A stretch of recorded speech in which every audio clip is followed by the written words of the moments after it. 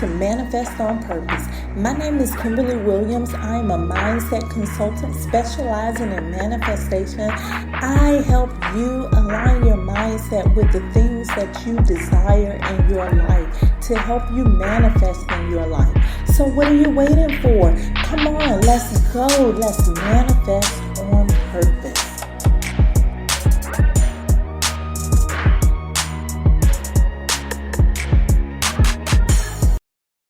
Hello, and happy Monday. I want to say hi to everybody. I hope you had a wonderful weekend. I hope the weekend was beautiful for you. I want to take just one moment for gratitude. I'm so grateful for all of you who are my loyal listeners that come in and check on me every episode that comes out. Thank you so much. Thank you for those who stop by from time to time just to see what's going on. And also, last but not least, thank you so much if you're a new listener. I'm glad that you found Manifest on Purpose. Stick around. You can learn a lot from Manifest on Purpose about how you can literally change your life by changing your mind. My name is Kimberly Williams. I'm a manifestation mindset consultant. I specialize in helping people get through those blocks. It could be negative emotions, belief systems that are no longer serving you, or it can be your thoughts and your feelings that are holding you back from the things that you want to have in your life. I help my clients manifest their desired life using NLP and subconscious reprogramming. Today's topic is going to be a little bit different. It's going to actually be a technique, a manifestation technique.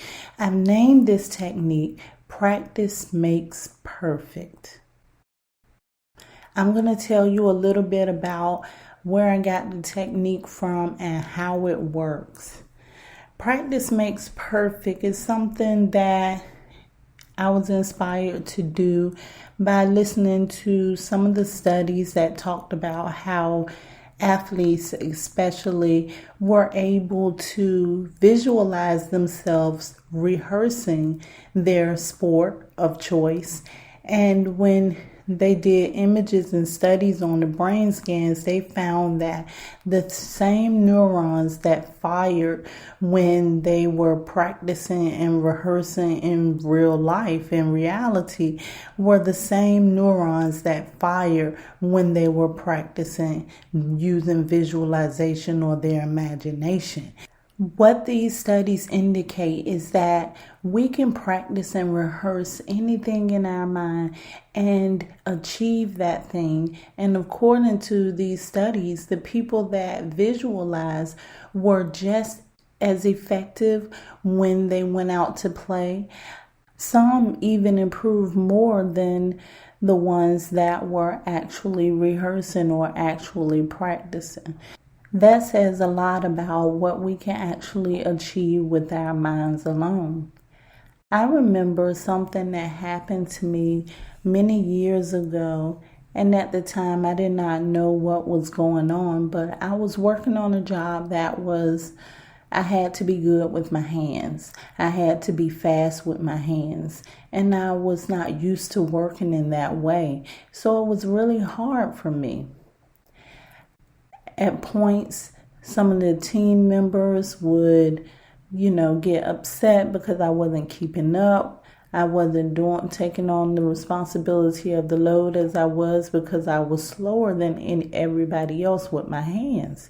That really bothered me and caused a lot of stress on me. One night I went home and I didn't know at the time, but apparently I was thinking about this as I was going to sleep. When I went to sleep, I began to dream that I was doing the very same practice in my dream. I was even paying close attention to my hand and how they were moving and at the rate of speed they were moving. When I woke up, I was just like, man, that must have really been on my mind. That was a crazy dream.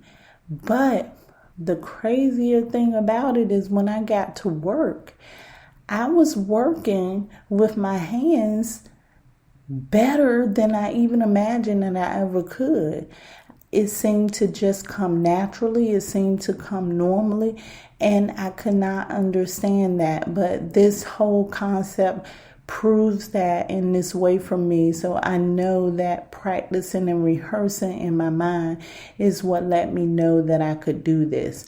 So with this technique, what I want you to do is I want you to practice until you get it right. Practice until it's perfect for you.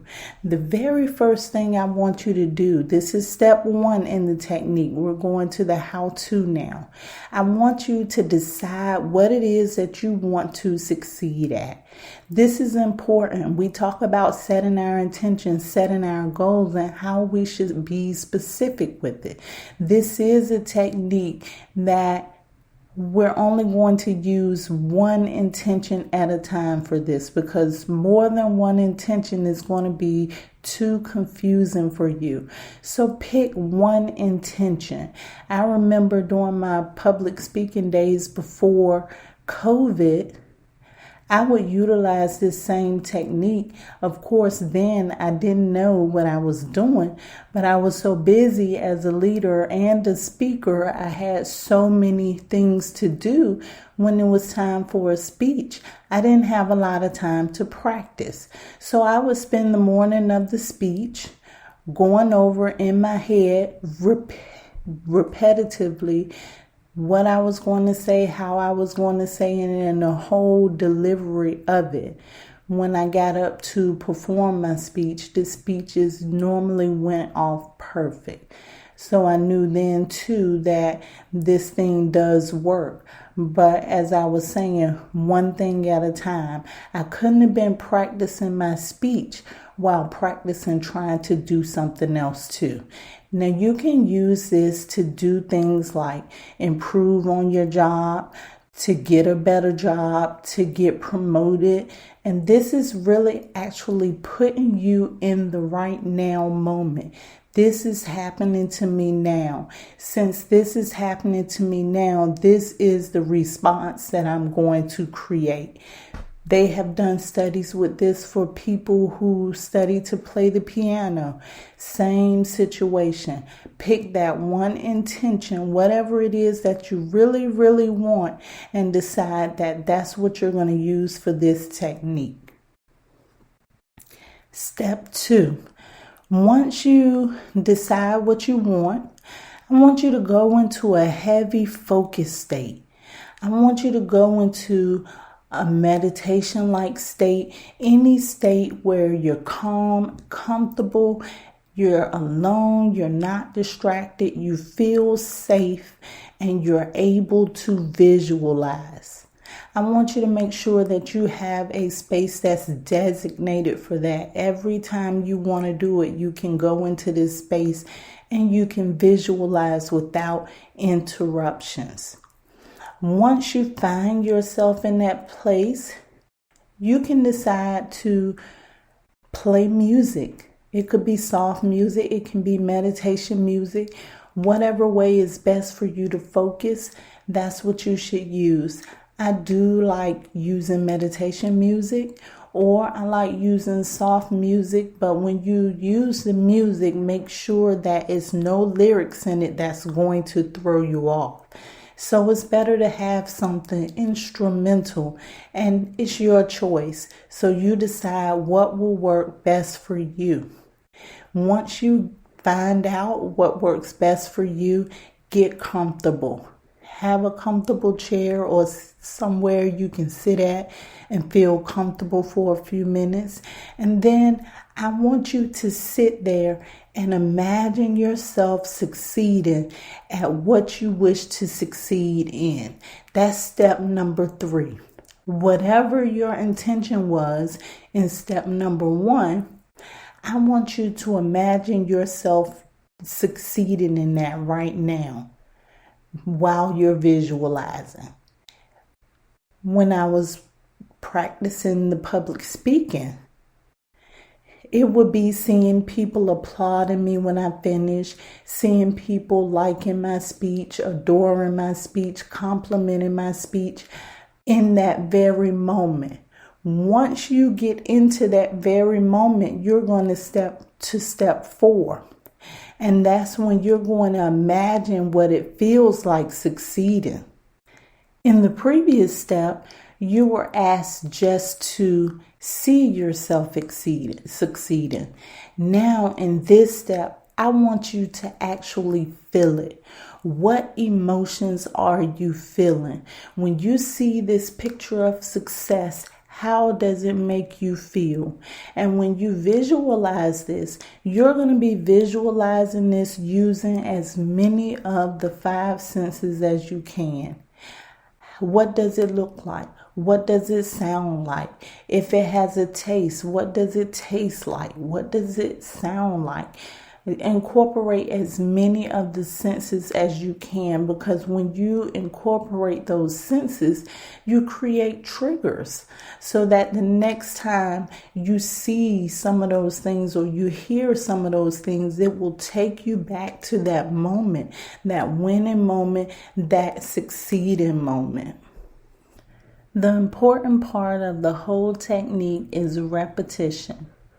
The first time is not the only time you should do this. The recommended times that I suggest you do it is twice a day, as soon as you wake in the morning and right before sleep at night, because that's when your subconscious mind is more suggestive. So you can get in more to your subconscious mind during those 2 times.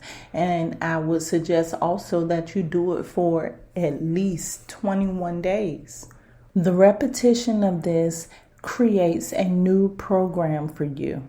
But the best part about this new program is this program is designed to make what you want to happen. So when your subconscious mind keeps seeing the same things over and over again, it keeps seeing a pattern, it's going to do whatever is necessary to make that happen for you. I have also used this technique to manifest my graduation. I just imagine myself walking across the stage, accepting my diploma, and it happened for me. There's many things that you can use this technique for. If you're tired and you feel like you're low in energy, imagine yourself running a marathon. Imagine yourself doing something with a lot of energy. So there's many things that you can do with this technique. I want you to be creative with it. I'm going to get into the meditation. I want you to relax at this point. Clear your mind. Let's prepare for meditation. And since we've started this new technique today, I want you to do just that. Go ahead and practice this technique during this morning's meditation. I want all of you that feel like you're having blockages, you feel like you may be at a standstill in your life. Things just don't seem to be moving in the direction you want them to move in, and you don't know what it is. You may need help. So if you need to reach out to me, you can reach me at mysticbeginning.com. There, I can help you. I can support you. Most importantly, we can do this together. We can get you to where you need to be, where you want to be in your life. Thanks once again for all of your support. And until next time, manifest on purpose.